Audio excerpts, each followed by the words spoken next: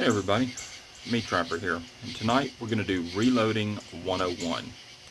If you have never reloaded your own ammo, but you're curious as to exactly what it takes to get started and what the process is, then this video is for you. If you're an experienced reloader, this is probably going to be fairly basic information that you already know. When I first started to get interested in reloading, I really was overwhelmed. The more I read on the internet, really the more confused I got.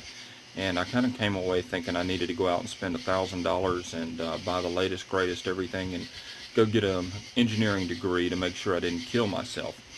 But fortunately, I had a good friend who was able to take me under his wing and show me exactly what the process was and exactly how simple and easy it is.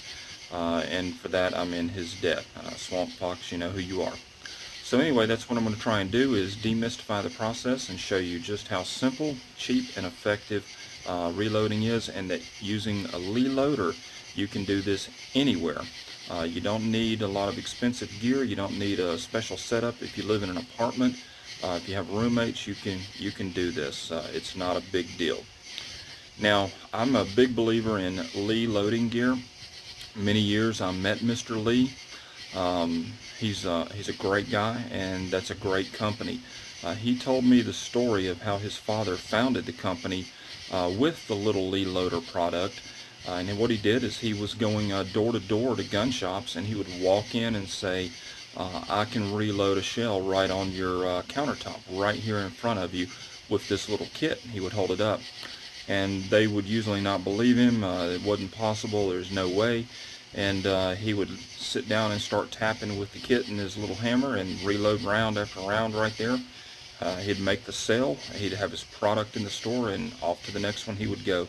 So if you're looking for quality reloading gear at a good price, check Lee Gear out. I'm a firm believer in their company, and it's American made.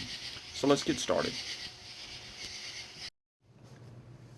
Okay, so we've been out shooting, and we've got a lot of these. It's a 44 cartridge. You can see it's dirty inside from a small bomb going off in there.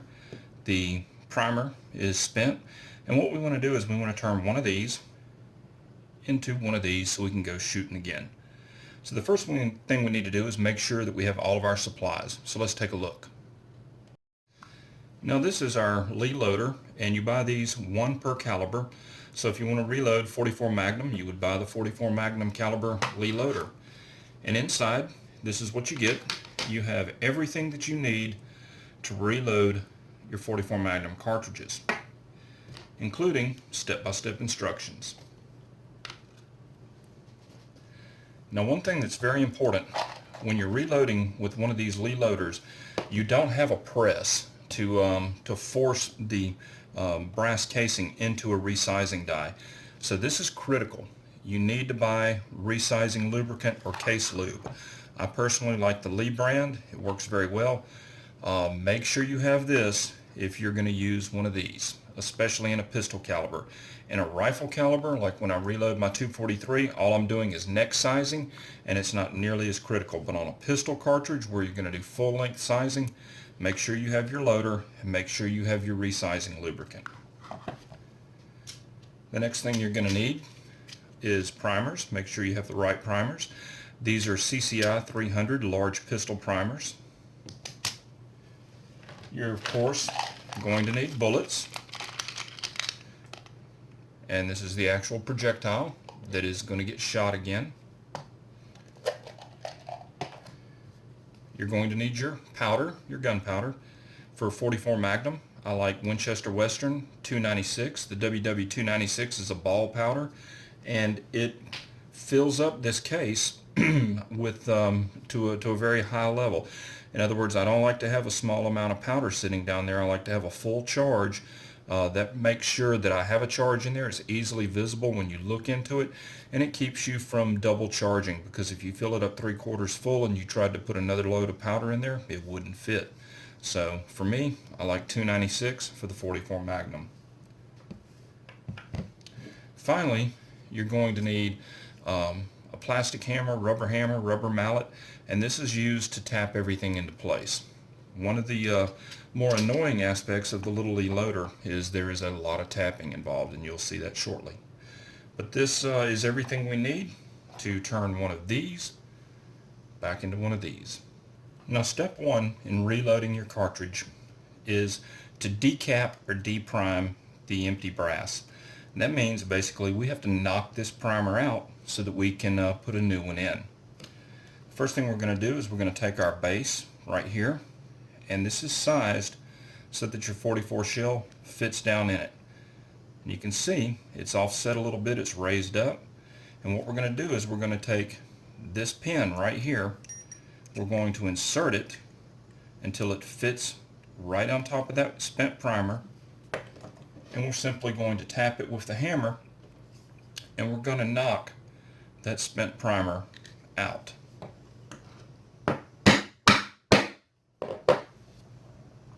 There is the primer, the old primer. Remove the base, and you can see we've now decapped or deprimed this round. Now, one tool that I like to use is a little primer pocket cleaner, and it looks like this. Now, it doesn't come with the kit, it's an extra tool, but what this allows me to do is to put that in there and twist it around, and it cleans all the gunk out. You can see how that works. That just cleans that pocket out because there's a lot of residue from when that primer exploded. And so I just take a little bit of extra time and clean that out. Now at this point we've deprimed or decapped our brass. Now what we need to do is clean it up. And of course I would do this in a batch of 50 or 100 at a time. I'm not going to do one, I'm only going to do one here to demonstrate it, but I would do an entire set. So I would do 50 or 100 of these depending upon how many rounds I'm going to load. The next step is to polish your brass because it's got all kind of residue in here, it's got residue in here, and we're going to put this in a polisher, a tumbler polisher, and we're going to let it tumble and polish for a few hours until it's nice, bright, and shiny. So let's take a look. Now as far as tumbling your brass goes, I use a Lyman turbo tumbler, and I don't have any to tumble tonight, but basically all you would do is dump your empty brass in here, and then you fill this with a tumbling or a polishing media. A lot of guys use walnut hulls, corncob media, but you can buy the tumbling media anywhere that you buy your reloading supplies, or you can get online and buy it. And then basically you turn it on. The motor is very loud. This thing is extremely loud, so you want to do it outside or in the garage where I am. And you basically let it tumble for 1 to 3 hours until your brass is nice and clean. It's just brain dead simple dumb. You just put your polishing media in there, put your brass in it, turn it on, and let it go for a couple of hours. Come back out, empty it out, get your brass out, and you're done. Like I say, I'm not going to do it tonight because I've recently polished all of the brass that I need and I don't have any to demonstrate for you, but very simple.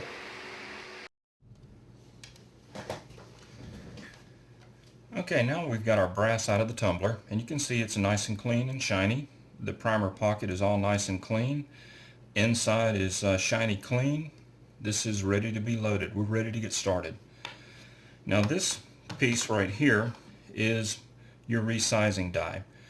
It's got two ends on it, and the end we're interested in right now is this end. Now what the idea is once the cartridge has been fired, the explosion was violent and the cartridge expanded outwards in all directions because it had an explosion go off inside of it. We have to squeeze this back down and get it to the correct size so that it'll fit back in the chamber of our gun or our pistol. And this is the resizing die, and that's what we have to do. We have to hammer that down using our mallet, and by hammering that down into the resizing die, it's going to squeeze this back down to the original size. Now if you remember, I talked about the sizing lubricant. This is where this becomes important because this is going to require a lot of effort to force this down in here, and this is where a traditional reloading press would allow you to apply compound leverage and force this back down into the die fairly easily, but we don't have that. We're working with primitive tools here, so what we're going to do is we're just going to put a little lubricant on this case. And the good thing about the Lee lube is that it doesn't affect the gunpowder. If you accidentally get a little bit in there, it's not going to affect it. And so I'm just going to put that on there. It works just as well wet or dry. So I'm sold on this if you can't tell. So that's all we're going to do is just smear that around. And once again, I would be working in a batch process. So I would deprime 100 cases, I'd lube 100 cases, I'd do it all in a batch operation. So let me get that out of the way. And now we're simply going to hammer this back down in there and get it to the proper size.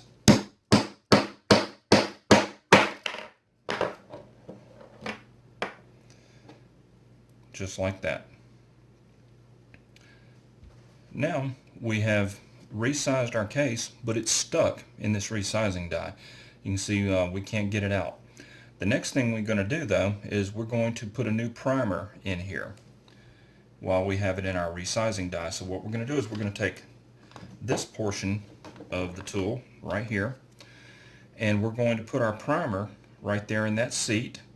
And you can see this is spring loaded right here. That's got a little bit of give in it. So we're going to take that, put it there. We have our primer. This is the portion that's going to face into the cartridge. That's the portion that's going to be exposed on the bottom of your new cartridge. So we want to put that in there and have it face up like that. Now we want to take this right here. We're going to put this, and notice how that fits perfectly together, and we're going to tap the cartridge case down onto the primer until the primer is properly seated. Now of course we would not want to use that. That's going to cause an explosion. So we have our second rod here, and you can see that has an indentation in it right there. This is what we're going to use to force the cartridge case out of the resizing die down onto the primer until it seats. Now this is something that you sort of have to just get a feel for, but over time, after you do a few of these, you'll be able to feel this cartridge case come loose, and you'll feel it go down far enough to seat. And it only takes 3 or 4 of these to get the hang of it, but this is where you want to make sure that you have used resizing die and that you have your safety glasses on, because this is a live primer. If you take shortcuts, and I want to be very clear about this, if you take shortcuts and you didn't use resizing die and you force this in here, what can happen is it's going to take so much force to hammer this back out that you're going to hit that too hard and set that primer off, and that's no fun. Trust me. Make sure you use your lubricant. So put that back down on there. Make sure you're using the dimpled end, and we're simply going to take that, put it down in here, and we're going to tap it.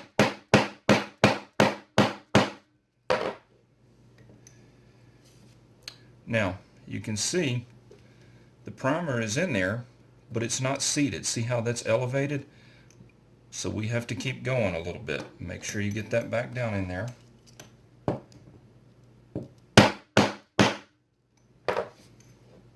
There. Now hopefully you can see that is perfectly flush right there. And now we want to remove this from the resizing die. Now the way we're going to get this cartridge case out of here, we certainly can't continue to hammer it down here because it's got nowhere to go. So we're going to put this up, and we're going to take our decapping chamber that we had, we're going to use that, and if you'll notice, that's going to fit perfectly, and we have plenty of room down in there to tap that cartridge case out. So we just put that on top,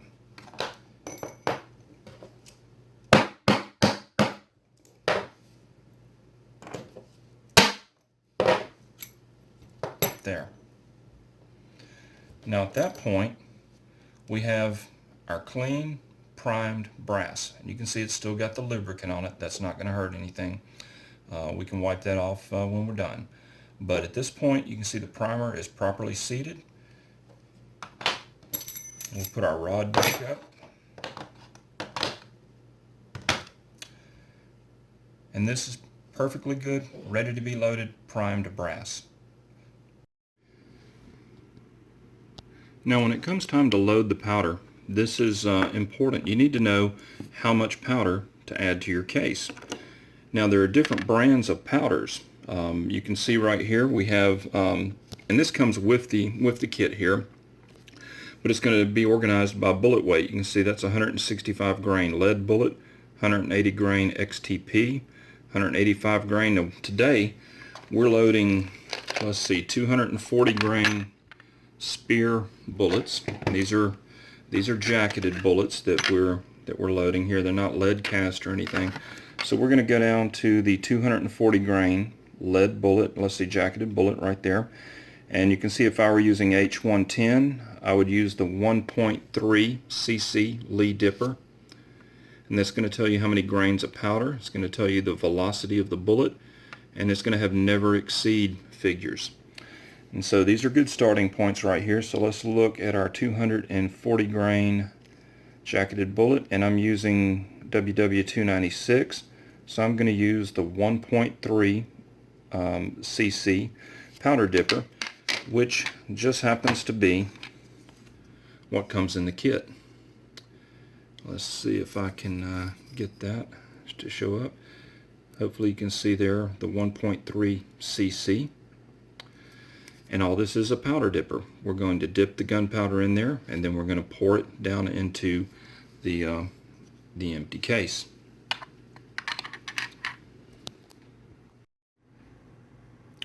Now one of the nice things about loading your own is you can load as much powder in here within the safe loading limits, and you can experiment with different powders, different charges, and different velocities. Now this is their powder measure kit, and this is really a neat little kit. It comes with a calculator, a slide rule calculator, and it has a full set of dippers all the way from 0.3 cc up to 4.3 cc. Now the 1.3 cc dipper, which is what comes with the kit, is for a standard velocity load. I also use the 1.6 cc quite often with the same Winchester 296 powder for a hotter load, but that's closing in on the maximum recommended. So for everyday plinking and target practice, 1.3 is good, but this is an additional kit that you can buy from them, and it works very well. Okay, now it's time to add our gunpowder and our bullet. So once again, we want to take the decapping base, drop the shell in. That protects the live primer. We want to take the die, and we want to invert it so that the bell end is the up end. Now we just take our dipper. Let's get us a scoop of gunpowder. Make sure that's level and flush. We want a consistent charge every time. We don't want it mounded up, and we don't want it too low. And then all we're going to do is simply dump the powder in, just like that. Now we need to put our bullet in. Now if we take this off, let's take a look. Remember, we flared that out so that the bullet will seat, but we want to seat the bullet down into the cartridge case. So what we're going to do is we're going to take that like that, and we're simply going to drop the bullet down in there. Now what we have to do is we have to drive that bullet down into the case to the correct depth, and that's where this tool comes in. You can see this has an adjustment, and that's what this is going to do, is we're going to put this in, tap down on it, and that's going to push the bullet down into the cartridge case. This is where you would adjust it, and this can rotate to adjust this in or out until you get the proper depth for your cartridge. So let me show you. If you just put that on there like that, you can see that's how far we're going to seat that bullet. So let's take our hammer.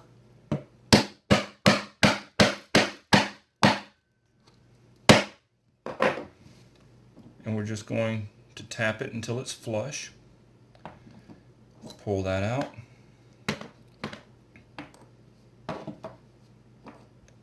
And there is our final product. Just like that. Now normally, to get the adjustment of this right, I take a pair of calipers and I will measure the overall length from top to bottom and compare it to the published specifications, and I will dial this in and out until I get it. And you can practice this on an empty case. In other words, you don't have to work it up on a fully charged case. You can take an empty piece of brass and practice seating that bullet until you get the right depth dialed in. But at that point, you have a fully assembled round ready to shoot. So you can see, this is what we started with, this is what we ended up with, and when you look at the price of store-bought ammunition, you can save a lot of money by reloading. Not only that, you can load exactly what you want, exactly how you want it. For instance, this is a 240 grain jacketed hollow point bullet, which is a standard 44 Magnum self-defense round. This is a 310 grain hard cast alloy solid flat nose bullet. This is trust me, this is a hog killer right here. You shoot them between the eyes, it comes out the butt end, and nothing is going to stop this. It drops them dead in its tracks. And you can see the difference in those bullets, in the size of those bullets right there. But you can work up your own loads, your own bullets, do anything you want. And I can't stress enough how simple this is, and this comes with full instructions. I mean, it starts step 1, 2, 3, 4, 5, 6, 7, 8, 9, and you just do them in batches. You decap everything, tumble them and clean them, prime everything, put the charge in, seat the bullet, and everything you have is, everything you need is right here, step by step. You have your basic load data. This doesn't replace a load manual, but this is the basics. It's an incredibly simple tool. Now if you're a commando or a pistolero or whatever, this is going to be kind of a joke to you. But if you're curious about getting into reloading, but you don't want to spend $500 on a bunch of gear that you don't understand what you're using or why you need it or if you need it, this is an outstanding way to try reloading. A lot of people will take these. I personally, when I do my 243 deer rounds, I go to the rifle range. I will actually have my brass primed, and I will actually load and seat the bullets to a different depth right there at the range. So I'll shoot a group, load them, shoot a group, load them, and I'll see what produces the best group. What primers, what powder, what bullet seating depth.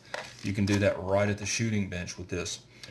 This is a great addition to a bug out bag. If you are going somewhere, I mean really everything that you need is right there. You can reload a lot of rounds just off of what you see right there. It gives you a tremendous capability. These things come in all calibers, and I highly recommend it.